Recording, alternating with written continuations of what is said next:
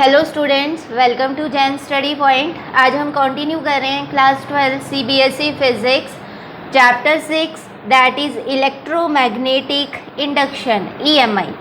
इससे पहले हमने स्टडी किया था moving charges produces magnetic field. अगर हमारे पास कोई भी करंट कैरिंग वायर है तो वो अपने सराउंडिंग मैग्नेटिक फील्ड प्रोड्यूस करती है, जिसके कारण मैग्नेटिक कॉम्पास की नीडल डिफ्लेक्शन शो करती है। ठीक है, अब यहाँ पे फिर क्वेश्चन अराइज हुआ, क्या इसका रिवर्स पॉसिबल है? जिसका मतलब क्या होगा, अगर हम किसी मैग्नेट को मूव करवाएं या फिर हम मैग्नेटिक फील्ड को वेरी करवाएं विद टाइम, तो क्या हम इलेक्ट्रिक करंट को प्रोड्यूस कर सकते हैं? तो इसका आंसर क्या है? Answer is yes.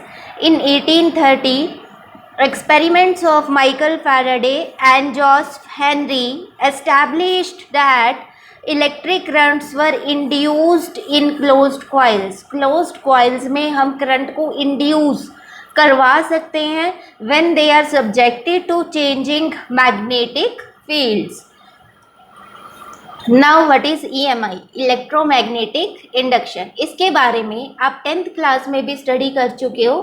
अगर आपको ध्यान हो, एसी जनरेटर्स में हमने ईएमआई को डिस्कस किया था, जिसके अंदर इंड्यूस करंट को हम प्रोड्यूस कर रहे थे बाय चेंजिंग मैग्नेटिक फील्ड। तो ये जो प्रोसेस है, ये फिनोमेना है जिसके अंदर हम करंट को या फिर ईएमएफ को इंड्यूस करते हैं। ईएमएफ क्या है? Electromotive force by changing magnetic field. इस फिनोमेना को क्या बोलते हैं? Electromagnetic induction. The EMF so produced is called induced EMF। जो EMF प्रोड्यूस हो रही है उसको हम क्या नेम देंगे? That is induced EMF। If the conductor is in the form of a closed circuit, current flows in circuit, this is called induced current। और जो करंट प्रोड्यूस हो रहा है उस करंट को हम क्या बोलते हैं? induced current। The phenomena of EMI is the basis of working of power generators, dynamos, transformers, etc. EMI principle को यूज़ करके हम वर्किंग को समझ सकते हैं, पावर जनरेटर्स की, ट्रांसफॉर्मर्स की। तो इसलिए हम कह सकते हैं कि जो ईएमआई का फिनोमेना है, it is not merely of theoretical और academic interest, but it has many practical applications also. Clear? आप खुद यहाँ पे इमेजिन कर सकते हो, अभी तक करंट को प्रोड्यूस करने के लिए हम बैटरी का यूज़ करते थे।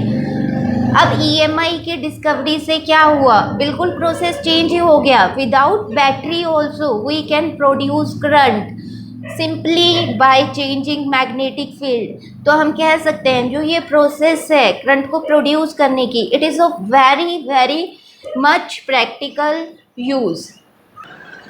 ईएमआई को स्टार्ट करने से पहले हम मैग्नेटिक फ्लक्स को डिस्कस कर लेते हैं, क्योंकि मैग्नेटिक फ्लक्स ईएमआई में बहुत इंपॉर्टेंट रोल प्ले करता है।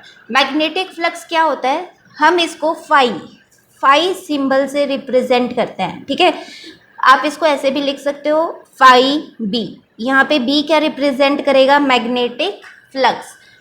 इससे पहले हमने इलेक्ट्रिक फ्लक्स को डिस्कस किया था। इलेक्ट्रिक फ्लक्स क्या होता था? It is the number of electric field lines passing perpendicular through a surface. उसी तरह से हम मैग्नेटिक फ्लक्स को डिफाइन कर सकते हैं। मैग्नेटिक फ्लक्स क्या होता है? It is defined as the total number of magnetic lines of force passing perpendicular through a surface। अब कंसीडर कर लो, हमारे पास इस तरह का एक क्लोज्ड सरफेस गिवन है।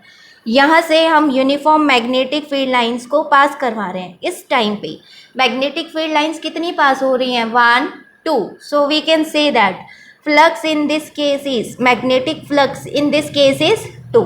अगर यहाँ पे थ्री मैग्नेटिक लाइंस पास हो रही होती तो उस केस में मैग्नेटिक फ्लक्स हमारा क्या बन जाता है? It becomes equal to 3। So we can simply say that magnetic flux represents the total number of magnetic lines passing perpendicularly through a surface.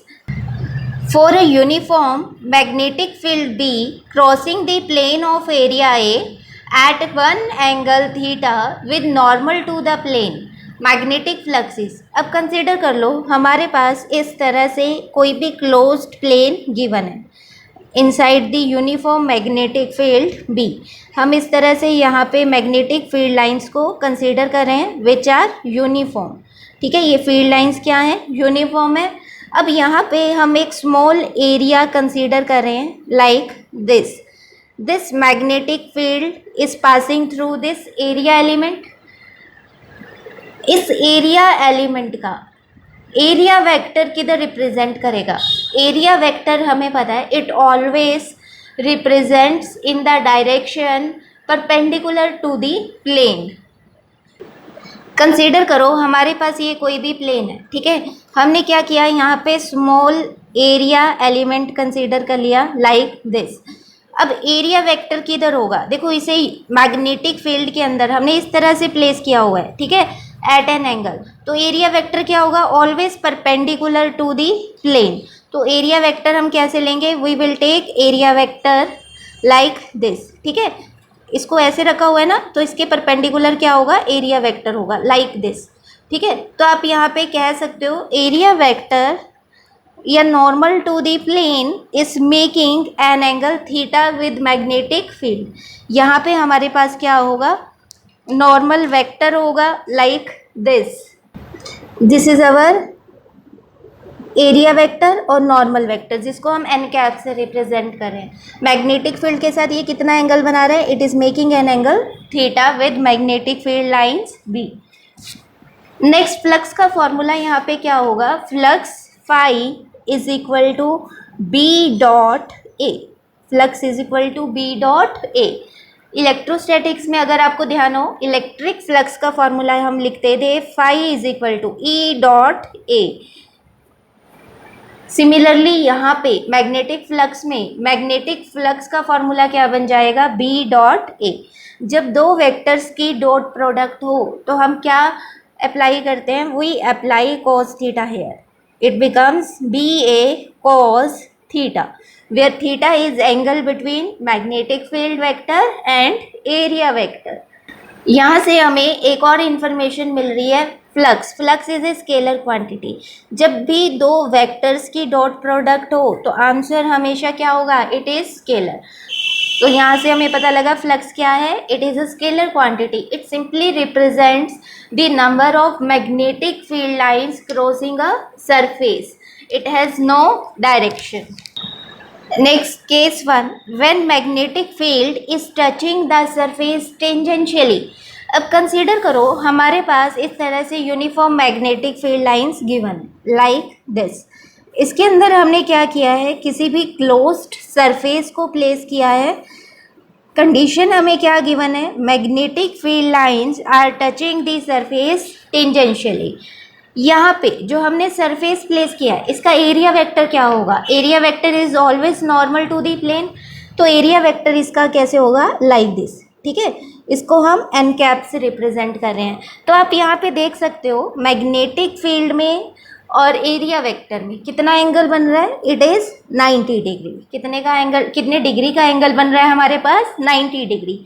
So we can say that flux in this case is, flux का formula क्या है, B A cos theta, theta here becomes 90 degree, flux becomes equal to B A cos 90, cos 90 is 0, so we can say that flux in this case is 0। इस case में flux हमारा क्या हो जाएगा, flux is said to be 0। Next second case second, when magnetic field is normal to the surface। अब consider कर लो हमें सरफेस कुछ इस तरह से गिवन है and magnetic field lines are normal to the surface like this. अब हमारे पास ये क्लोज सरफेस है, इस सरफेस का एरिया वेक्टर किधर होगा, area vector will be perpendicular to the plane, it will be like this. So in this case we can say that area vector, या फिर आप ऐसे भी बोल सकते हो normal to the plane and magnetic field B, both are pointing in same direction. तो angle यहाँ पे क्या हो जाएगा, 0, एंगल यहाँ पे क्या हो जाएगा, 0 degree. Flux becomes B A cos 0, BA cos 0. Cos 0 is 1. So we can say that the flux here is said to be equal to BA. This is maximum value of flux. This is maximum value of flux. आप magnetic flux से magnetic induction या फिर magnetic flux density को भी define कर सकते हो. देखो मैक्सिमम फ्लक्स का फॉर्मूला हमारे पास क्या बन रहा है, बी ए. तो यहाँ से बी किसके इक्वल आ जाएगा, phi by A. That means it is defined as magnetic induction या फिर मैग्नेटिक फ्लक्स डेंसिटी को हम डिफाइन कर सकते हैं as magnetic flux per unit area. Magnetic flux per unit area. If coil has n turns, अगर coil की n turns हो, then total amount of magnetic flux linked with the coil is, हर एक coil का flux add हो जाएगा तो total magnetic flux किसके इक्वल आ जाएगा, phi becomes equal to n b dot a. Flux becomes equal to n b dot a, where n represents the total number of turns. It can be written as, phi can be written as nba cos theta, where theta is angle between magnetic field vector B and area vector A. Next, units of magnetic flux. SI units की अगर हम बात करें, the SI units of magnetic flux is Weber. SI units क्या होते हैं, Weber. और इन्हें हम रिप्रेजेंट करते हैं by the symbol W B. W capital आएगा और बी स्मॉल आएगा. ठीक है, कई बार एग्जाम में 1 मार्क क्वेश्चन आ जाता है कि वेबर किसके एसआई यूनिट्स हैं, तो आपको ध्यान रखना है वेबर किसके एसआई यूनिट्स हैं. These are the SI units of magnetic flux. Magnetic flux का फॉर्मूला हमारे पास क्या है, it is equal to B A cos theta. We can say that flux is said to be 1 Weber. Flux 1 Weber कब होगा, when magnetic field is said to be 1 Tesla. Magnetic field कितनी हम consider करेंगे, 1 Tesla, and area is considered to be 1 meter square.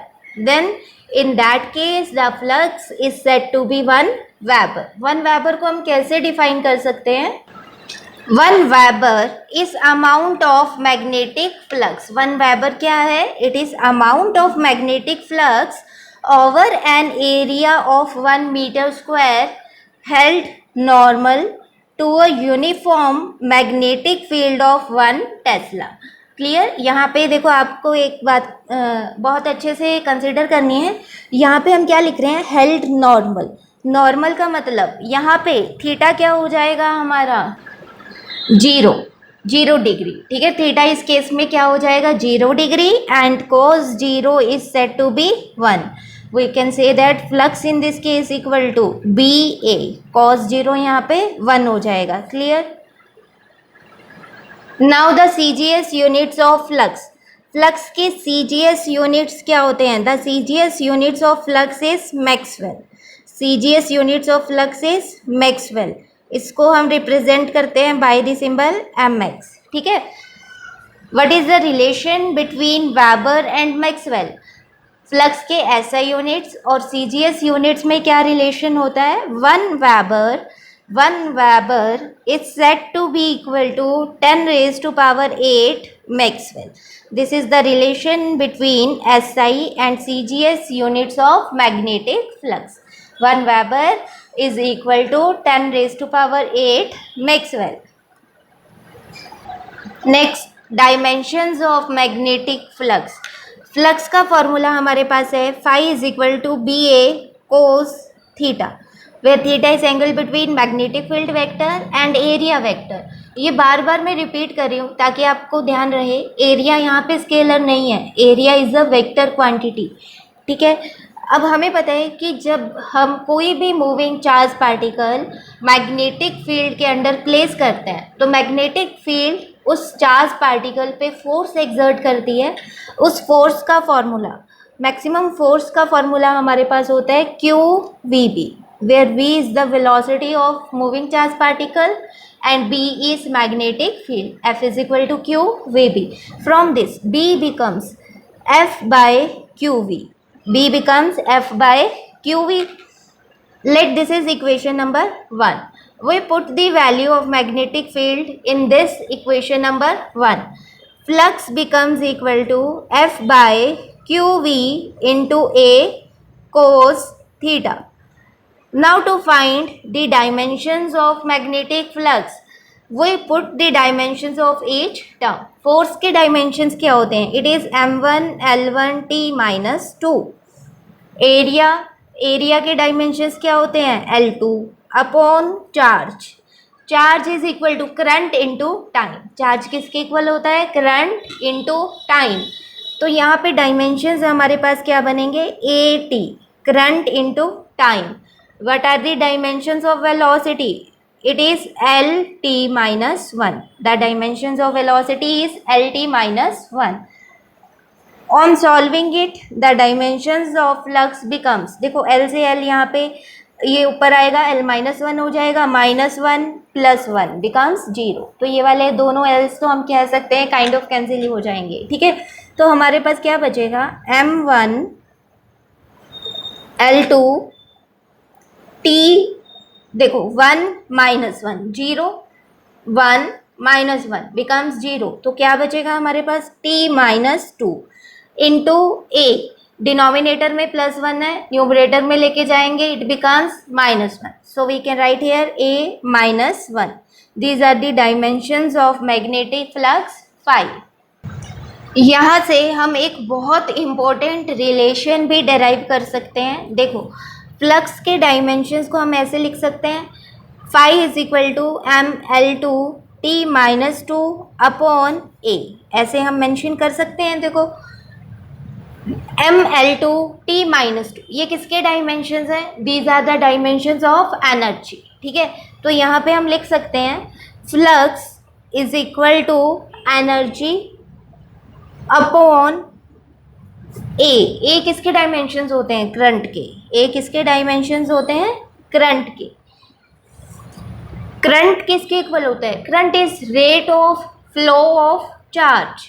So we can say that flux becomes equal to energy upon, current की जगह अब हम क्या लिखेंगे? Charge per unit time. तो ये क्या बन जाएगा? Charge upon time. टाइम को हम न्यूमरेटर में लेके आते हैं तो वो यहाँ पे मल्टीप्लाई हो जाएगा. ठीक है, charge upon time is current. Now what are the SI units of all these terms? Flux के एसआई यूनिट्स क्या है? वेबर. फ्लक्स के एसआई यूनिट्स क्या है? Weber is equal to energy के जूल. एनर्जी के एसआई यूनिट्स क्या होते हैं? Joule into time. टाइम के SI unit second upon charge. Charge के एसआई यूनिट्स क्या होते हैं? कूलम. अब यहाँ पे आप ध्यान दो, joule per coulomb. Joule per coulomb क्या रिप्रेजेंट कर रहा है? हमने पोटेंशियल के बारे में पढ़ा हुआ है. ठीक है, पोटेंशियल क्या होता है? Potential is amount of work done. Potential is defined as amount of work done in moving a charge particle from one point to another. Potential किसके इक्वल होता है? Work done per unit charge. Potential के ऐसे units क्या होते हैं? Volt. Work done के joule. Energy और वर्क डन दोनों के ऐसे यूनिट सेम होते हैं, जूल अपॉन चार्ज. चार्ज के ऐसे यूनिट्स क्या हैं हमारे पास? Coulomb. So we can say that joule per coulomb becomes here volt.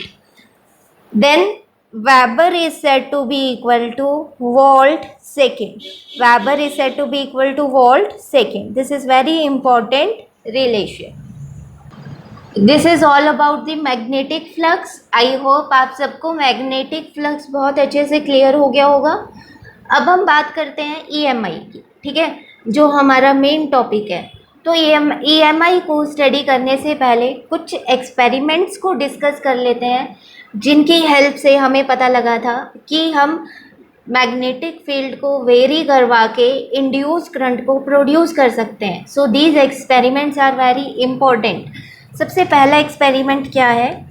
Current induced by a magnet. Magnet को यूज़ करके हम किसी भी कॉइल के अंदर कैसे करंट को इंड्यूस कर सकते हैं. ठीक है, तो इसके लिए ध्यान दो, यहाँ पे हमने एक क्लोज्ड कॉइल को कंसीडर किया है which has n number of turns. ठीक है, इस तरह से हमारे पास एक कॉइल है. हमने क्या किया? इस कॉइल को गैल्वेनोमीटर के साथ अटैच कर दिया. गैल्वेनोमीटर का फंक्शन क्या होगा, अगर इस कॉइल में से कोई भी करंट पास करेगा, गैल्वेनोमीटर डिफ्लेक्शन शो करेगा, जिसकी हेल्प से हमें पता लग जाएगा कि कॉइल में से करंट पास कर रहा है। ठीक है, यहाँ पे आप देख सकते हो सर्किट में हमने कहीं भी बैटरी को कनेक्ट नहीं किया है। फिर हम क्या कर रहे हैं, एक बार मैग्नेट को ले रहे हैं, this is north pole of the bar magnet and this is south pole of the bar magnet. हमें किस बात का ध्यान रखना है, सबसे पहली कंडीशन करंट को इंड्यूस करने की क्या है, मैग्नेटिक फील्ड की वैल्यू वेरी करनी चाहिए, टाइम के साथ इसकी वैल्यू चेंज होनी चाहिए। तो हम क्या करेंगे, एक बार मैग्नेट को मूव करवाएंगे टूवर्ड्स द कॉइल। ठीक है, इधर ध्यान दो, हमने क्या लिखा हुआ है, ए कॉइल और loop C of a few turns of conducting material. Material कैसा है इस कॉइल का, conducting, insulated from one another. जितनी भी ये टर्न्स हैं, ठीक है, कॉइल की जितनी भी टर्न्स हैं, ये सारी टर्न्स क्या होंगी, एक दूसरे से इंसुलेटेड होंगी। It is connected to a sensitive galvanometer G. Faraday and Henry observe that, उन्होंने क्या ऑब्जर्व किया, जब हम मैग्नेट को पुश करेंगे towards the coil, magnetic field very करेगी। जैसे जैसे मैग्नेट कॉइल के क्लोज आएगा, मैग्नेटिक फील्ड स्टार्ट्स इंक्रीजिंग। जैसे जैसे मैग्नेट कॉइल के क्लोज जाएगा, मैग्नेटिक फील्ड इंक्रीज करना स्टार्ट करेगी, इंक्रीज होगी। इसका मतलब क्या है, मैग्नेटिक फील्ड अब कांस्टेंट नहीं रही है, टाइम के साथ उसकी वैल्यू चेंज हो रही है, इंक्रीज हो रही है। तो हमने यहाँ पे मैग्नेट को मूव करवा के फर्स्ट स्टेप हमारा सॉल्व कर लिया। फर्स्ट स्टेप हमारा क्या था, टू वेरी मैग्नेटिक फील्ड। जब मैग्नेटिक फील्ड यहाँ पे चेंज करेगी, वेरी करेगी, तो यहाँ पे करंट इंड्यूस होगा, इस कॉइल के अंदर करंट इंड्यूस होगा, जिसकी डायरेक्शन हम फाइंड कर सकते हैं by applying Fleming right hand rule. Induce current की डायरेक्शन के लिए हम यहाँ पे फ्लेमिंग राइट हैंड रूल को अप्लाई कर सकते हैं। ठीक है, आप देख सकते हो यहाँ पे मैग्नेटिक फील्ड लाइंस को मैंने रिप्रेजेंट किया हुआ है। नॉर्थ से मैग्नेटिक फील्ड लाइंस क्या होंगी, आउटवर्ड, और साउथ में इनवर्ड। यहाँ पे कुछ इंपॉर्टेंट पॉइंट्स मेंशन किए हैं रिलेटेड टू दिस एक्सपेरिमेंट, ताकि ये एक्सपेरिमेंट और ज़्यादा हमें क्लियर हो जाए। क्या है वो देखो, when north pole of a bar magnet is pushed towards coil, galvanometer shows a sudden deflection indicating current is induced in the coil। यही अभी हमने डिस्कस किया था। सेकंड पॉइंट क्या है, the galvanometer deflection is temporary. ये जो galvanometer deflection show कर रहा है, ठीक है, ये टेम्परेरी होगी। It last as long as bar magnet is in motion. ये कब तक डिफ्लेक्शन शो करेगा, जब तक बार मैग्नेट को हम मूव करवाएंगे, like this. There is no deflection when bar magnet is held stationary anywhere. अगर हमने मैग्नेट को मूव करवाना बंद कर दिया, उसको स्टेशनरी हेल्ड कर दिया, उस टाइम पे मैग्नेटिक फील्ड की वैल्यू चेंज नहीं होगी, इट बिकम्स कांस्टेंट, और इंड्यूस करंट हमारा उस केस में क्या हो जाएगा, it becomes zero. When magnet is moved away from the coil, अगर मैग्नेट को हम कॉइल से दूर लेके जाएं, the galvanometer shows deflection in opposite direction. ठीक है, इस केस में गैल्वेनोमीटर ऑपोजिट डायरेक्शन में डिफ्लेक्शन शो करेगा, जिसका मतलब क्या होगा, indicating the reversal in direction of induced current. Current अगर पहले क्लॉकवाइज था, तो अब क्या हो जाएगा, इट बिकम्स एंटी क्लॉकवाइज। हमने पहले भी स्टडी किया हुआ है, अगर हम मैग्नेटिक फील्ड की डायरेक्शन को रिवर्स करवाते हैं, तो करंट की डायरेक्शन भी रिवर्स हो जाएगी। ठीक है, सेम वही केस है यहाँ पे। Next, when south pole of a bar magnet is moved towards or away from the coil, the galvanometer shows deflection in opposite, so that observed with north pole for the similar moments। पहले हम क्या कर रहे थे, magnet का north pole coil के close लेके आ रहे थे। ठीक है, गैल्वेनोमीटर डिफ्लेक्शन शो कर रहा था, लेट कर लो गैल्वेनोमीटर डिफ्लेक्शन शो कर रहा है टूवर्ड्स राइट साइड। फिर हमने क्या किया, मैग्नेट के साउथ पोल को कॉइल के क्लोज लेके आ रहे हैं, तो हम यहाँ पे क्या ऑब्जर्व करेंगे, गैल्वेनोमीटर डिफ्लेक्शन तो शो कर रहा है but now in opposite direction. इस केस में गैल्वेनोमीटर डिफ्लेक्शन शो करेगा towards left. Next, the galvanometer deflection and hence induced current is larger when magnet is pushed towards or pulled away from the coil faster। बहुत important point है ये। इस point से हमें क्या information मिल रही है? देखो, कुछ students के मन में ये चल रहा होगा कि अगर हम देखो हमारे पास ये coil है, ठीक है, इस coil के क्लोज हमने क्या किया, एक मैग्नेट को प्लेस कर दिया, ये हमारे पास कॉइल है, ठीक है। स्टूडेंट्स के मन में ये चल रहा होगा कि मैग्नेट को जितना क्लोजली हम कॉइल के पास प्लेस करेंगे इंड्यूस करंट उतना ही ज़्यादा होगा। बट इस पॉइंट से हमें क्या इन्फॉर्मेशन मिल रही है कि इंड्यूस करंट कब ज़्यादा होगा, जब हम मैग्नेट को फास्टर मूव करवाएंगे, ठीक है।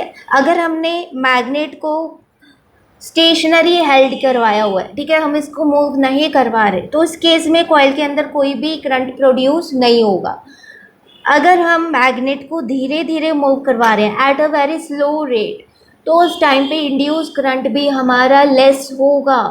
बट अगर हम मैग्नेट को बहुत ज़्यादा फास्ट रेट पे मूव करवा रहे हैं, जितनी ज़्यादा फास्टली हम मूव करवाएंगे इंड्यूस करंट भी हमारा उतना ही ज़्यादा कॉइल के अंदर प्रोड्यूस होगा। क्लियर?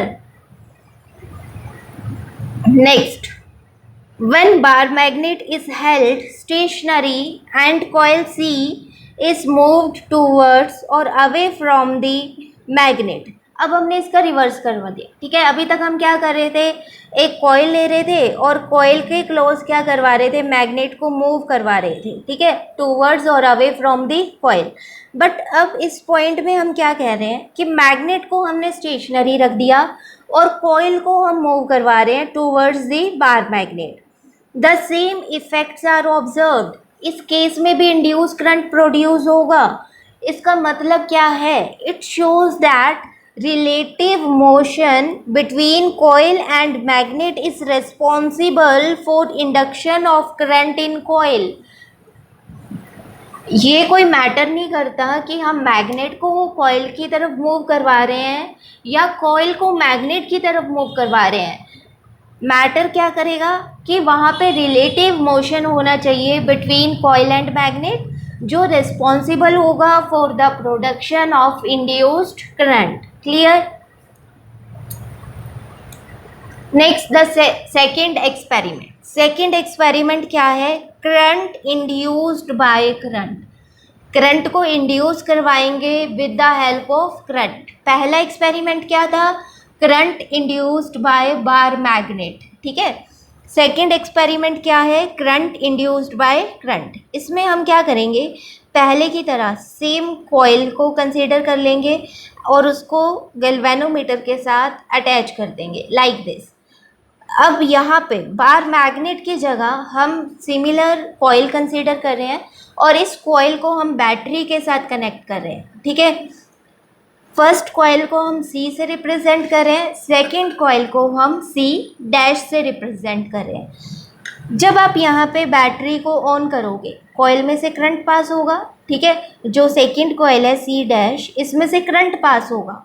हमें पता है current carrying coil produces magnetic field around it. तो ये कॉइल क्या करेगी, अपने सराउंडिंग मैग्नेटिक फील्ड को प्रोड्यूस करेगी लाइक दिस।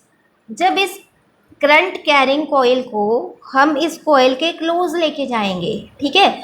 जब इस करंट कैरिंग कॉइल को हम पहले वाली कॉइल के क्लोज लेके जाएंगे, मैग्नेटिक फील्ड की वैल्यू वेरी करेगी। मैग्नेटिक फील्ड की वैल्यू वेरी करेगी तो करंट इंड्यूस हो जाएगा इन दिस कॉइल और गैल्वेनोमीटर यहाँ पे डिफ्लेक्शन शो करेगा। तो यहाँ से हमें पता लगा कि हम करंट को इंड्यूस कर सकते हैं with the help of another current carrying coil. यहाँ पे हम क्या कह सकते हैं, coil C' carrying current behaves as a bar magnet. जो ये वाली कॉइल है ये कैसे बिहेव कर रही है, it is behaving like a bar magnet. which is responsible for the production of induced current in this coil. The galvanometer deflection is large when coils are moved faster towards or away from each other. जितना ज़्यादा इन दोनों coils में relative motion होगा, induce current उतना ही ज़्यादा large होगा. Next is current induced by changing current. Third experiment क्या है, हम करंट को इंड्यूस करेंगे by changing the value of current. अभी तक हम मैग्नेटिक फील्ड की वैल्यू को चेंज कर रहे थे और करंट को इंड्यूस कर रहे थे.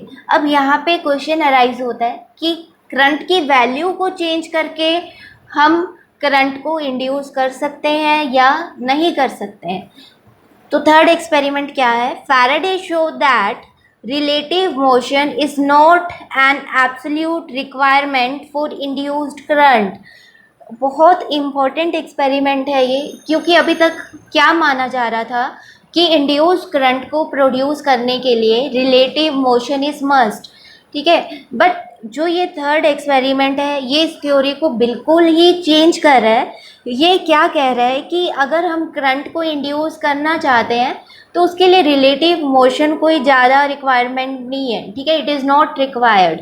Current can be induced even without relative motion. Relative motion के बिना भी हम करंट को इंड्यूस करवा सकते हैं. देखो, इसके लिए हम क्या करेंगे, पहले सेम कॉइल को कंसीडर कर लेंगे और उसको गैल्वेनोमीटर के साथ कनेक्ट कर देंगे. फिर हम एक सेकेंड कॉइल लेंगे और उस कॉइल के साथ बैटरी और की को कनेक्ट कर देंगे. ठीक है,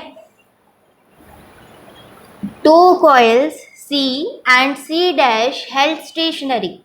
दोनों कॉइल्स को अब हम मूव नहीं करवाएंगे. ठीक है, दोनों को हमने स्टेशनरी हेल्ड किया हुआ है. Coil C is connected to galvanometer and coil C' is connected to battery through a tapping key K. When key K is pressed, जब हम की को प्रेस करेंगे, ठीक है, galvanometer in coil C shows a momentary deflection indicating current is induced in coil C. जब हम यहाँ पे की को टैप करेंगे, प्रेस करेंगे, सर्किट कंप्लीट हो जाएगा. इस सर्किट में से करंट फ्लो करेगा. जैसे ही इस कॉइल में से C' में से वाला गैल्वेनोमीटर डिफ्लेक्शन शो करेगा. ठीक है, तो हमें क्या पता लगेगा कि जो ये वाली कॉइल है C, इसके अंदर इंड्यूस करंट प्रोड्यूस हो चुका है. ठीक है, इंड्यूस हो चुका है. When key K is pressed continuously, there is no deflection in the galvanometer. अगर की को हम कॉन्टीन्यूसली प्रेस करके रखेंगे तो करंट की वैल्यू कांस्टेंट हो जाएगी. करंट कांस्टेंट हो जाएगा तो यहाँ पे गैल्वेनोमीटर कोई भी डिफ्लेक्शन शो नहीं करेगा. ठीक है, व्हेन की के इज रिलीज्ड, फिर आप क्या करो, की को रिलीज कर दो. Galvanometer shows again a momentary deflection but in opposite direction. जब आप की को प्रेस कर रहे थे, लेट कर लो, गैल्वेनोमीटर ऐसे डिफ्लेक्शन शो कर रहा था. फिर जब हमने की को रिलीज़ किया तो गैल्वेनोमीटर इस तरह से ऑपोजिट डायरेक्शन में डिफ्लेक्शन को शो करेगा. दोनों केसेस में करंट तो इंड्यूस हो रहा है but in opposite direction. The galvanometer deflection increases when an iron rod is inserted into coils along their axis and key K is pressed and released. Galvanometer की जो deflection है वो increase करवा सकते हैं हम, या फिर आप ऐसे भी बोल सकते हो कि हम इंड्यूस करंट को इंक्रीज कर सकते हैं when an iron rod is inserted into the coils along their axis. दोनों कॉइल्स की एक्सिस के अलोंग हम आयरन रोड को इंसर्ट कर देंगे which is a good conducting material. और की को बार बार हम प्रेस और रिलीज करते रहेंगे टाइम के साथ. ठीक है, देखो, जब आप की को बार बार प्रेस करोगे और रिलीज करोगे, करंट की वैल्यू वेरी करेगी, करंट की वैल्यू चेंज होगी, जिसके कारण जो यहाँ पे करंट इंड्यूस हो रहा है उसका अमाउंट लार्ज होगा. ठीक है, और galvanometer will show large deflection in this case. So this is all about the all 3 experiments performed by Faraday. इन तीनों एक्सपेरिमेंट से हमें क्या इन्फॉर्मेशन मिली कि जब भी हम मैग्नेटिक फील्ड की वैल्यू को या फिर करंट को वेरी करवाएंगे, तो हम किसी भी कॉइल के अंदर करंट को इंड्यूस कर सकते हैं। Now what is the cause of induced EMF? अभी तक हमने 3 एक्सपेरिमेंट्स को स्टडी किया, जिनसे हमें क्या इन्फॉर्मेशन मिली कि अगर हम मैग्नेटिक फील्ड को वेरी करवा रहे हैं, चेंज करवा रहे हैं, तो करंट इंड्यूस हो रहा है। इसका मतलब क्या है? अगर हम मैग्नेटिक फ्लक्स, देखो मैग्नेटिक फ्लक्स क्या होता है? It represents the number of magnetic field lines passing perpendicularly through a plane, ठीक है।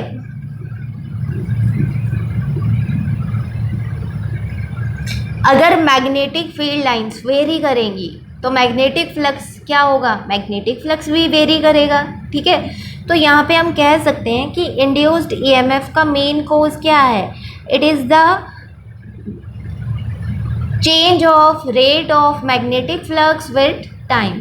So we can say that EMF is induced in a coil when amount of magnetic flux linked with coil changes with time.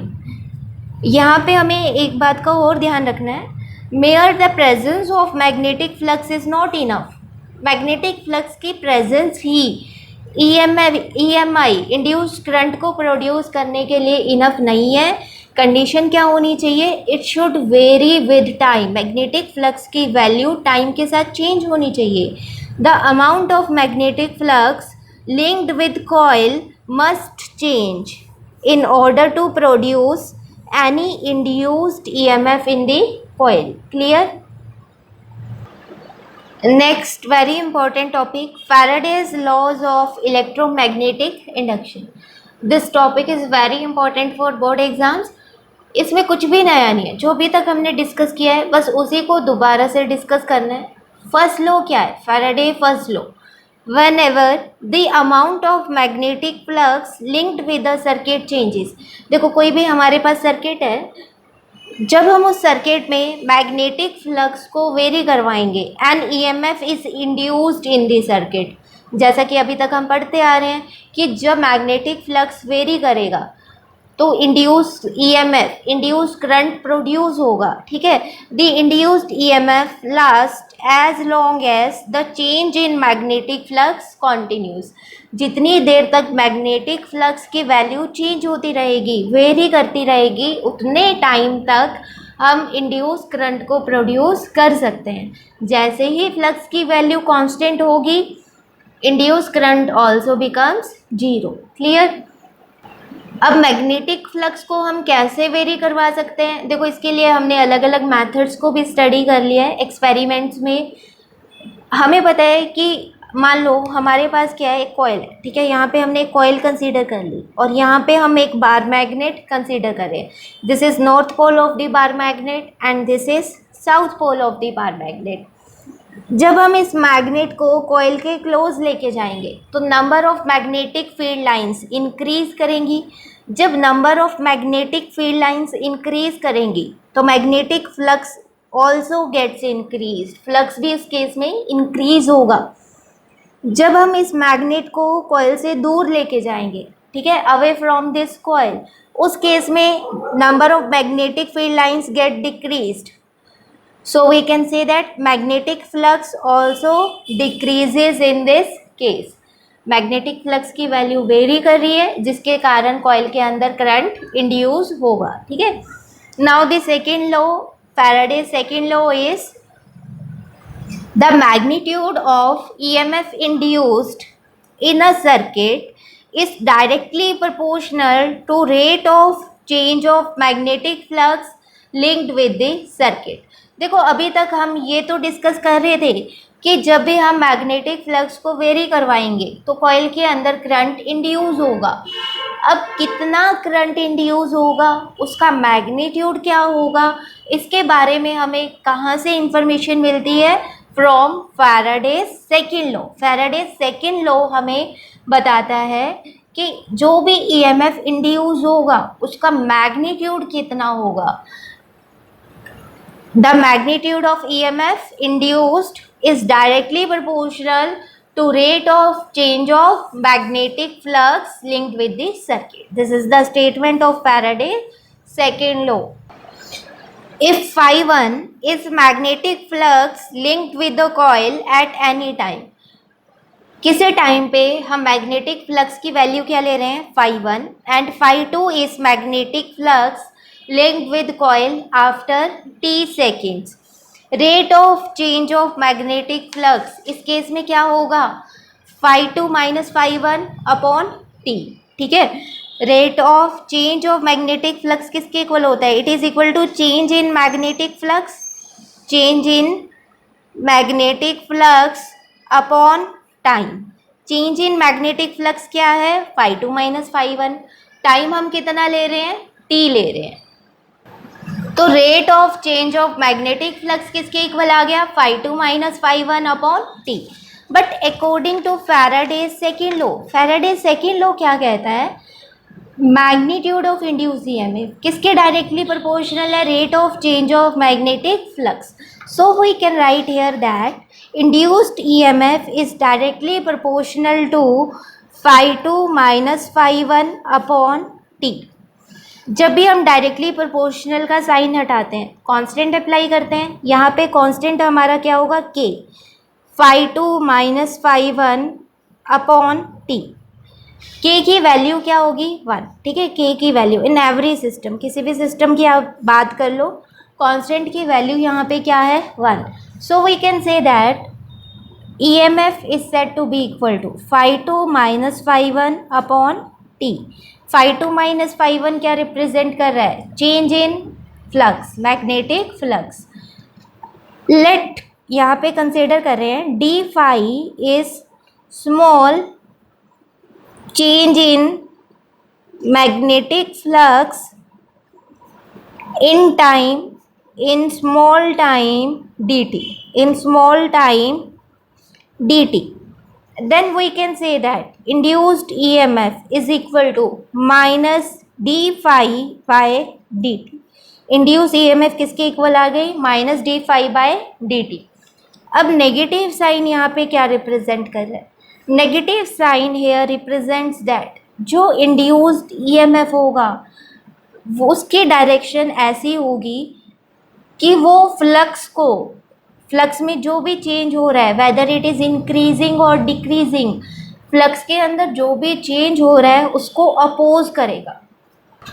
Negative sign is taken because induced EMF always opposes any change in magnetic flux associated with the circuit. This follows from the Lenz law. Lenz law को हम अभी study करेंगे, next topic है हमारा, तब आपको ये जो हमने रीज़न लिखा है ये और ज़्यादा क्लियर हो जाएगा. ठीक है, in case of a closely wound coil of N turns, मान लो हमारे पास कॉयल है जिसमें एन टर्न्स प्रेजेंट हैं which are closely wounded. Change in magnetic flux associated with each turn is same. Magnetic flux हमेशा क्या होगा, हर एक टर्न में सेम होगा, क्योंकि इंड्यूस करंट की डायरेक्शन हर एक टर्न में सेम होगी. ठीक है, so we can say that total induced EMF इस केस में किसके इक्वल होगा, it is said to be equal to E is equal to minus N d phi by d t, where N क्या represent कर रहा है, number of turns of the coil. By increasing the number of turns and in coil, we can increase induced EMF. जितनी ज़्यादा हम turns को increase करेंगे induce EMF भी उतना ज़्यादा इंक्रीज होगा. ठीक है, so this is all about the Faraday's experiment, Faraday's laws, जिनसे हमें क्या पता लगा, induce EMF is related to rate of change of magnetic flux. जितना ज़्यादा मैग्नेटिक फ्लक्स वेरी करेगा इंड्यूस EMF भी उतना ज़्यादा प्रोड्यूस होगा, and hence we can say that induce current also gets increased. Next very important topic is Lenz law. Faraday second law से हमें induced EMF के मैग्नीट्यूड के बारे में इंफॉर्मेशन मिल गई. ठीक है, the magnitude of induced EMF is directly proportional to rate of change of magnetic flux. Now what about the direction of induced EMF और इंड्यूस्ड करंट? डायरेक्शन के लिए हम लेंज लॉ को अप्लाई करते हैं, ठीक है। Now what is the statement of Lenz law? According to Lenz law the polarity of induced EMF is such that it opposes the change in magnetic flux responsible for its production. देखो इसको ध्यान से समझो, हमें पता है कि EMF कब इंड्यूस होगा, जब मैग्नेटिक फ्लक्स की वैल्यू चेंज होगी। तो अब यहाँ पे लेंज लॉ क्या कह रहा है कि जो ईएमएफ इंड्यूस हो रहा है उसकी डायरेक्शन कैसी होगी? उसकी डायरेक्शन ऐसी होगी कि वो हमेशा अपने कोज को, जिसके कारण वो प्रोड्यूस हो रहा है, उस कोज को अपोज करेगा, ठीक है। इसको हम क्वेश्चंस की हेल्प से समझते हैं, तब आपको और ज़्यादा क्लियर होगा। यहाँ पे मैंने अलग अलग क्वेश्चंस लिए हैं। फर्स्ट क्वेश्चन देखो, फर्स्ट क्वेश्चन में हमें एक कॉइल गिवन है। इस कॉइल के क्लोज हमने एक बार मैग्नेट को प्लेस किया हुआ है। इस बार मैग्नेट का नॉर्थ पोल हम इस कॉइल के क्लोज लेके जा रहे हैं, लाइक दिस। जैसे जैसे आप इस मैग्नेट को कॉइल के क्लोज लेके जाओगे, मैग्नेटिक फील्ड क्या करेगी? It gets increased, magnetic field की वैल्यू इंक्रीज होगी। बट हमें क्या पता है कि जब मैग्नेटिक फील्ड वेरी करेगा, मैग्नेटिक फील्ड इंक्रीज होगा, इसके अंदर इंड्यूस्ड ईएमएफ प्रोड्यूस होगा, ठीक है। And hence induce current is produced in this coil. अब उस इंड्यूस करंट की डायरेक्शन क्या होगी? देखो, according to Lenz law induced EMF ऐसा होगा कि वो हमेशा अपोज करेगा, ठीक है। अब मैग्नेट इसके क्लोज आ रहा है तो वो क्या चाहेगा कि मैग्नेट इससे दूर जाए, क्योंकि उसका काम क्या है? अपोज करना। मैग्नेट इसके क्लोज आ रहा है या फिर मैग्नेट इससे दूर जा रहा है, दोनों केसेस में वो अपोज ही करेगा। इंड्यूस करंट का काम सिर्फ अपोज करना है, ठीक है। तो मैग्नेट उससे दूर कब जाएगा? जब इस कॉइल के अंदर नॉर्थ पोलैरिटी आए। देखो ये बात तो आपको पता है ना कि कोई भी करंट कैरिंग कॉइल है, it behaves like a magnetic dipole. ये हमने डेरिवेशंस भी बहुत अच्छे से की हुई है। अगर करंट क्लॉकवाइज हो तो उसमें कौन सी पोलैरिटी आती है? साउथ पोलैरिटी आती है, ठीक है। अगर करंट की डायरेक्शन क्लॉकवाइज हो तो कॉइल के अंदर कौन सी पोलैरिटी आती है? South polarity. अगर कॉइल के अंदर करंट एंटी क्लॉकवाइज हो, लाइक दिस, तो उस केस में कॉइल के अंदर कौन सी पोलैरिटी आएगी? नॉर्थ पोलैरिटी आएगी, ठीक है। आप देख सकते हो प्रीवियस लेक्चर्स में हमने बहुत अच्छे से इसको एक्सप्लेन किया हुआ है। अब हम यहाँ पे क्या कह रहे हैं कि इंड्यूस करंट की डायरेक्शन ऐसी होगी कि वो मैग्नेट के मोशन को अपोज करेगा, मैग्नेट को अपने से दूर लेके जाएगा। तो ये कब पॉसिबल है? जब यहाँ पे नॉर्थ पोलैरिटी आए, ठीक है।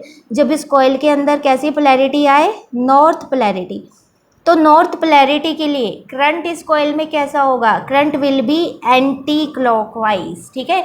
इंड्यूस करंट की डायरेक्शन यहाँ पे क्या होगी? एंटी क्लॉकवाइज डायरेक्शन होगी। नेक्स्ट, अब सेकेंड क्वेश्चन में देखते हैं कि कॉइल के अंदर इंड्यूस करंट की डायरेक्शन क्या होगी। इस केस में हम मैग्नेट को दूर लेके जा रहे हैं, ठीक है। बट इंड्यूस करंट का काम क्या है? मोशन को अपोज करना, ठीक है। अब वो नहीं चाहेगा कि मैग्नेट उससे दूर जाए, अब वो क्या चाहता है कि मैग्नेट उसके क्लोज आए। तो मैग्नेट क्लोज कब आएगा? देखो यहाँ पे मैग्नेट का नॉर्थ पोल है, अगर यहाँ पे साउथ पोलैरिटी आ जाए, साउथ पोल एग्जिस्ट करे, south north attract each other, तो उस केस में मैग्नेट उससे दूर नहीं जाएगा। तो यहाँ पे फिर कौन सी पोलैरिटी आएगी? साउथ पोलैरिटी आएगी। साउथ पोलैरिटी के लिए करंट की डायरेक्शन कैसी होती है? क्लॉकवाइज। तो हम यहाँ पे कह सकते हैं इंड्यूस करंट की डायरेक्शन क्या होगी? क्लॉकवाइज होगी। Now in third question, third question में हमें यहाँ पे कॉइल गिवन है, बार मैग्नेट कैसे मूव कर रहा है? It is the south pole of the bar magnet is moving away from the coil, but induce current क्या करेगा? देखो यहाँ पे ये बात तो आपको पता है ना, जब मैग्नेट मूव करेगा मैग्नेटिक फील्ड की वैल्यू वेरी करेगी, मैग्नेटिक फील्ड की वैल्यू वेरी करेगी तो मैग्नेटिक फ्लक्स वेरी करेगा, मैग्नेटिक फ्लक्स वेरी करेगा तो इंड्यूस ईएमएफ या फिर इंड्यूस करंट इस कॉइल के अंदर प्रोड्यूस होगा। अब उस इंड्यूस करंट की डायरेक्शन को हम कैसे फाइंड कर सकते हैं यूजिंग लेंज लॉ। देखो इसमें क्या कह रहे हैं कि south pole of the bar magnet is moving away from the coil, but induce current का काम क्या है, मोशन को अपोज करना। तो यहाँ पे फिर कौन सी पोलैरिटी आएगी, नॉर्थ पोलैरिटी आएगी, ठीक है। तभी तो नॉर्थ साउथ क्या करेंगे, एक दूसरे को अट्रैक्ट करेंगे। तो नॉर्थ पोलैरिटी के लिए करंट फिर यहाँ पे कैसा हो जाएगा, एंटी क्लॉकवाइज, ठीक है। यहाँ पे कौन सी पोलैरिटी आ जाएगी, नॉर्थ पोलैरिटी आ जाएगी, and the direction of induce current becomes anti clockwise. Now in fourth question, the north pole of the bar magnet is moving towards the coil। अब ये कॉइल, इसके अंदर देखो इंड्यूस करंट प्रोड्यूस होगा, again वो motion को oppose करेगा, वो मैग्नेट को अपने क्लोज नहीं आने देगा। तो यहाँ पे अगेन कौन सी पोलैरिटी आ जाएगी, नॉर्थ पोलैरिटी आ जाएगी, north north repel each other. तो इस क्वेश्चन में भी आप क्या कहोगे कि इंड्यूस करंट की डायरेक्शन क्या होगी, it will B anti clockwise direction. समझ आ रहा है अब आपको। देखो एक क्वेश्चन और करते हैं, फिफ्थ क्वेश्चन। इस क्वेश्चन में हमें मैग्नेटिक फील्ड लाइंस कैसे गिवन है, आउटसाइड, ठीक है। मैग्नेटिक फील्ड लाइंस की डायरेक्शन क्या गिवन है हमें, आउटसाइड। करंट यहाँ पे हमने एक क्लोज्ड कॉइल को प्लेस किया हुआ है इनसाइड दिस मैग्नेटिक फील्ड। अब यहाँ पे इंड्यूस करंट की डायरेक्शन को रिप्रेजेंट करना है इन this coil. Magnetic field outside है, देखो right hand thumb rule use करें, थंब किधर पॉइंट कर रहा है, इन the direction of magnetic field which is outside. Fingers को कर्ल करें, देखो फिंगर्स को आप कर्ल करोगे, फिंगर्स इस डायरेक्शन में कर्ल हो रही है, एंटी क्लॉकवाइज डायरेक्शन में। फिंगर्स का कर्ल क्या रिप्रेजेंट कर रहा है, direction of magnetic, direction of current, ठीक है। आउटसाइड डायरेक्शन में मैग्नेटिक फील्ड इंक्रीज हो रही है, जिसके कारण मैग्नेटिक फ्लक्स इंक्रीज हो रहा है। मैग्नेटिक फ्लक्स जब इंक्रीज हो रहा है तो हम क्या कहेंगे, ईएमएफ भी यहाँ पे क्या होगा, इंक्रीज होगा। बट इंड्यूस करंट या इंड्यूस्ड ईएमएफ का काम क्या है, इसके कॉज को अपोज करना। तो यहाँ पे मैग्नेटिक फ्लक्स क्या होना चाहिए, डिक्रीज होना चाहिए। अपोज करेगा ना इंड्यूस ईएमएफ, तो फ्लक्स इंक्रीज हो रहा है तो उसको डिक्रीज करवाएगा, फ्लक्स डिक्रीज हो रहा है तो उसको इंक्रीज करवाएगा। ऑपोजिशन का काम है बस इसका, ठीक है। अब हमें ये बात पता लग गई कि अगर हम करंट को क्लॉकवाइज लेते हैं, ठीक है, अगर हम करंट को एंटी क्लॉकवाइज ले रहे हैं। देखो अभी हमने किया था, थंब क्या रिप्रेजेंट कर रहा है, direction of magnetic field outward, fingers को कर्ल कर रहे हैं, तो फिंगर्स कैसे कर्ल हो रही हैं, इन एंटी क्लॉकवाइज डायरेक्शन। जब करंट को हम एंटी क्लॉकवाइज ले रहे हैं तो मैग्नेटिक फील्ड की वैल्यू इंक्रीज कर रही है इन आउटसाइड डायरेक्शन, बट हमारा काम क्या है, मैग्नेटिक फील्ड को डिक्रीज करवाना। तो हम करंट को ऑपोजिट डायरेक्शन में ले लेंगे, क्लॉकवाइज। तो यहाँ पे इंड्यूस्ड करंट की डायरेक्शन क्या हो जाएगी, क्लॉकवाइज हो जाएगी, ठीक है।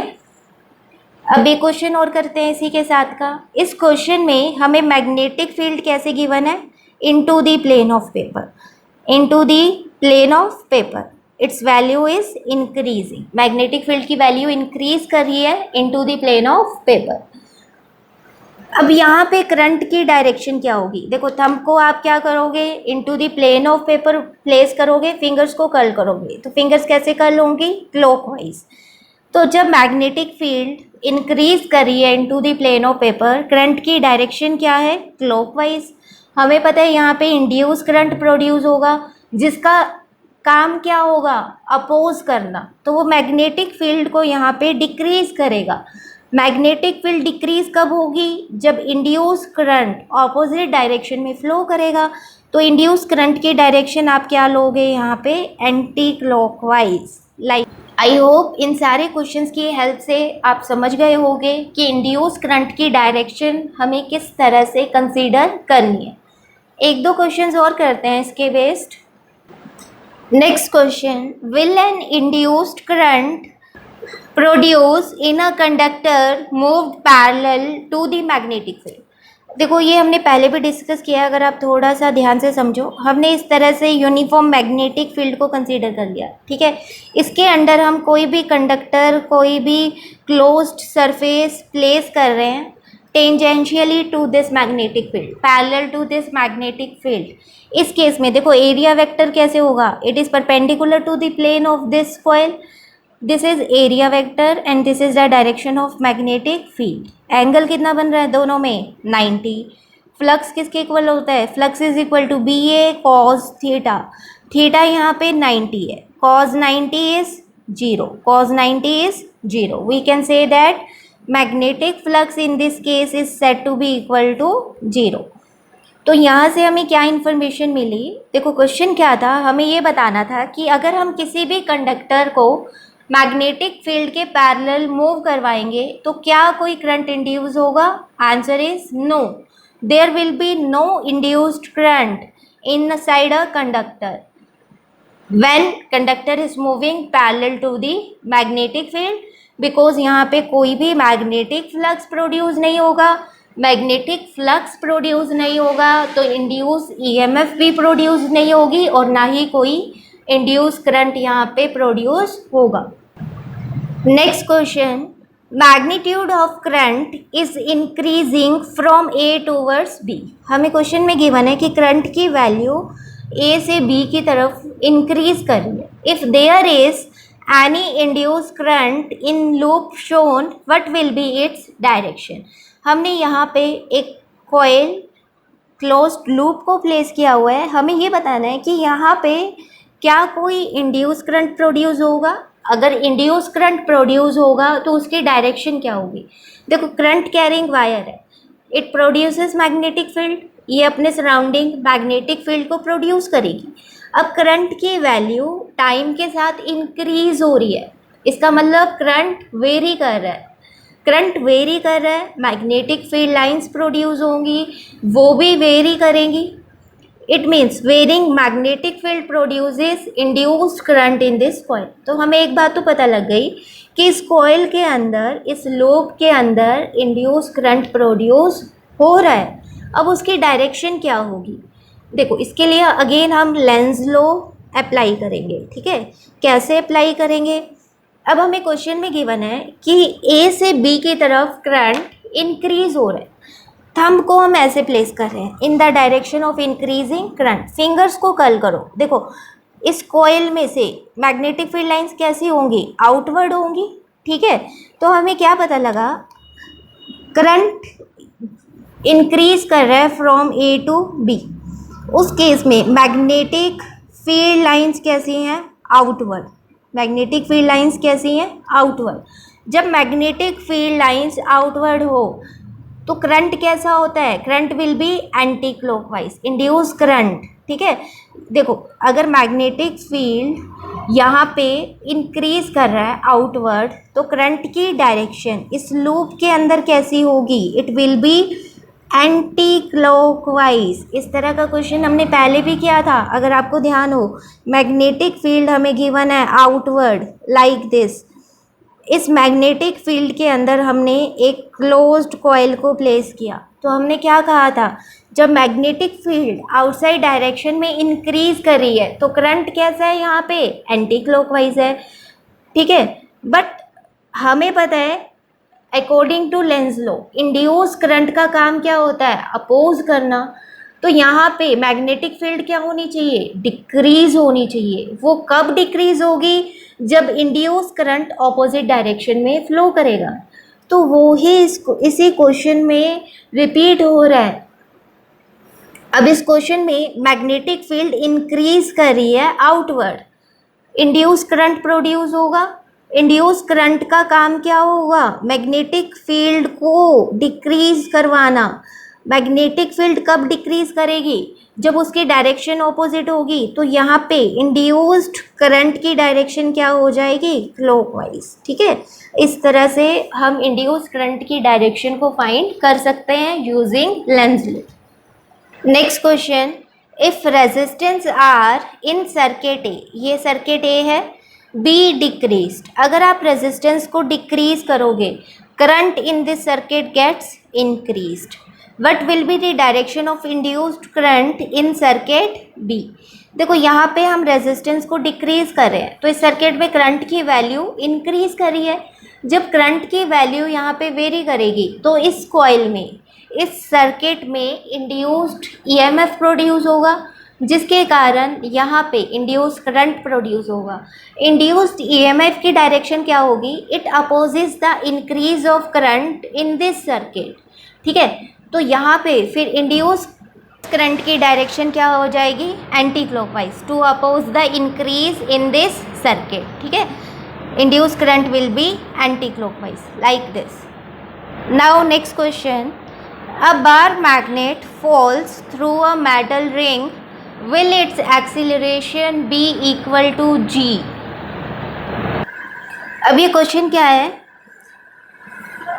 एक मेटल रिंग हमें गिवन है जिसके थ्रू एक बार मैग्नेट फॉल कर रहा है। हमें ये बताना है विल इट्स एक्सीलरेशन भी इक्वल टू जी, क्या उसका एक्सीलरेशन जी क्या है? एक्सीलरेशन ड्यू टू ग्रेविटी, जी के इक्वल होगा, उससे ग्रेटर होगा या फिर लेस होगा।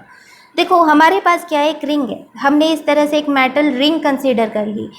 बार मैग्नेट क्या कर रहा है? रिंग में से फॉल कर रहा है इन डाउनवर्ड डायरेक्शन। ठीक है, अब जब ये मैग्नेट रिंग से फॉल करेगा, इस रिंग के अंदर इंड्यूस करंट प्रोड्यूस होगा। उस इंड्यूस करंट का काम क्या होगा? अपोज करना।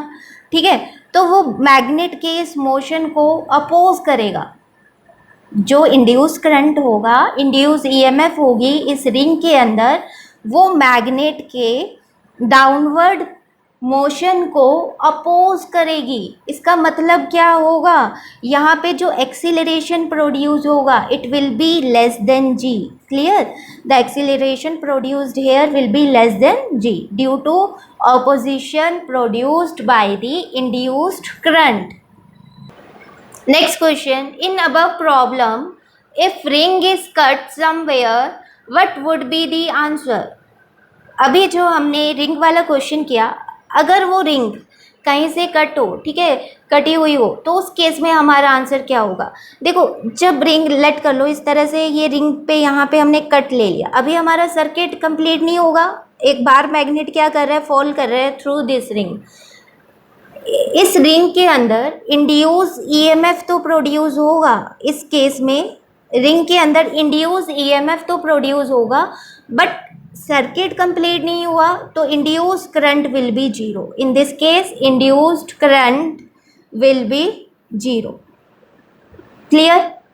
सो वी कैन से दैट यहाँ पे कोई भी ऑपोजिशन फोर्स अप्लाई नहीं होगा, and in this case the acceleration is set to be equal to g, where g is acceleration due to gravity. तो इस क्वेश्चन से एक बहुत इम्पॉर्टेंट रिजल्ट हम कंक्लूड कर रहे हैं कि अगर हमें कोई भी सर्किट, ओपन सर्किट गिवन है, ठीक है, ओपन सर्किट में अगर फ्लक्स की वैल्यू चेंज हो रही है तो इंड्यूस ईएमएफ तो प्रोड्यूस होगा, बट इंड्यूस्ड करंट वहाँ पे जीरो होगा। इंड्यूस्ड करंट के लिए रिक्वायरमेंट क्या है? It would be closed circuit. Circuit हमेशा क्लोज होगा तभी इंड्यूस करंट प्रोड्यूस होगा, otherwise it will be zero. Next is Lenz law and energy conservation. देखो जो लेंज लॉ हमने स्टडी किया है, ठीक है, it is based on the principle of conservation of energy. It is based on the principle of conservation of energy. अब ये कैसे बेस्ड है? देखो कंसीडर करो हमारे पास एक कॉइल है, ठीक है, इस कॉइल के क्लोज हम मैग्नेट का नॉर्थ पोल लेके आ रहे हैं। इस कॉइल के अंदर इंड्यूस करंट प्रोड्यूस होगा। अकॉर्डिंग टू लेंज लॉ उसकी डायरेक्शन क्या होगी? सच that it opposes the motion of this bar magnet. तो यहाँ पे कौन सी पोलैरिटी आ जाएगी? नॉर्थ पोलैरिटी आ जाएगी, जिसके कारण इंड्यूस करंट की डायरेक्शन क्या हो जाएगी? एंटी क्लॉकवाइज हो जाएगी। देखो अब हम क्या कर रहे हैं? मैग्नेट को कॉइल के क्लोज लेके आ रहे हैं, बट कॉइल में कौन सी पोलैरिटी आ रही है? नॉर्थ पोलैरिटी आ रही है, जो बार मैग्नेट के इस मोशन को अपोज कर रही है। तो हमें यहाँ पे कुछ ना कुछ वर्क डन करना पड़ेगा to bring bar magnet closer to this coil. ये जो हम मैकेनिकल वर्क डन कर रहे हैं, ठीक है, ये वर्क डन यहाँ पे स्टोर हो जाएगा, चेंज हो जाएगा इन the form of electrical energy, जो रिस्पॉन्सिबल होगी फॉर प्रोड्यूसिंग इंड्यूस करंट। ठीक है, अब एक और केस डिस्कस कर लेते हैं। अगेन हमने क्या किया, एक कॉइल को डिस्कस कर लिया, एक कॉइल को कंसीडर कर लिया। अब हम एक बार मैग्नेट ले रहे हैं, बार मैग्नेट का नॉर्थ पोल हम रिंग से, कॉइल से दूर लेके जा रहे हैं। According to Lenz law, induce current, induce EMF की पोलैरिटी कैसी होगी कि वो मोशन को अपोज करेगी। तो यहाँ पे कौन सी पोलैरिटी आ जाएगी, साउथ पोलैरिटी आ जाएगी, जिसके कारण इंड्यूस करंट की डायरेक्शन यहाँ पे क्या होगी, क्लॉकवाइज होगी। अब यहाँ से हमें क्या पता लगा, हम क्या कर रहे हैं, मैग्नेट को दूर लेके जा रहे हैं, ठीक है, बट कॉइल क्या कर रही है, मैग्नेट को अपनी तरफ अट्रैक्ट कर रही है। तो हमें यहाँ पे कुछ ना कुछ वर्क परफॉर्म करना पड़ेगा to move away the magnet from this coil. ये वर्क डन स्टोर होगा in the form of electrical energy which gets converted into induce current. तो बेसिकली यहाँ पे मैकेनिकल एनर्जी इलेक्ट्रिकल एनर्जी में कन्वर्ट हो रही है। Law of conservation of energy क्या होता है, energy can neither be created nor be destroyed but can be transformed from one form to another. तो लेंज लॉ यही तो है, लेंज लॉ में law of conservation of energy ही तो ओबे हो रहा है। ठीक है, तो यहाँ पे हम लिख सकते हैं Lenz law is in accordance with law of conservation of energy. In this mechanical work done in moving a magnet with respect to coil changes into electrical energy producing induced current। जो यहाँ पे हम mechanical work perform कर रहे हैं, it is getting converting into electrical energy which is responsible for the production of induced current। The energy is being transformed only when we do not move magnet, work done is zero। जब हम magnet को move ही नहीं करवाएंगे तो वहाँ पे work done zero होगा। That means there is no mechanical energy which is getting converted into electrical energy and hence induced current is also zero in this case। Clear? This is all about the Lenz law। Next, induce current की direction को find करने के लिए हम Fleming right hand rule को भी apply कर सकते हैं। ठीक है, फ्लेमिंग राइट हैंड रूल क्या है, थंब किधर पॉइंट करेगा, in the motion of conductor. First finger point करेगी in the direction of magnetic field और सेंट्रल फिंगर पॉइंट करेगी in the direction of induced current. ठीक है, thumb motion of conductor, this finger magnetic field and this central finger in the direction of induced current। Clear? This is all about the magnetic flux and EMI। Thank you so much।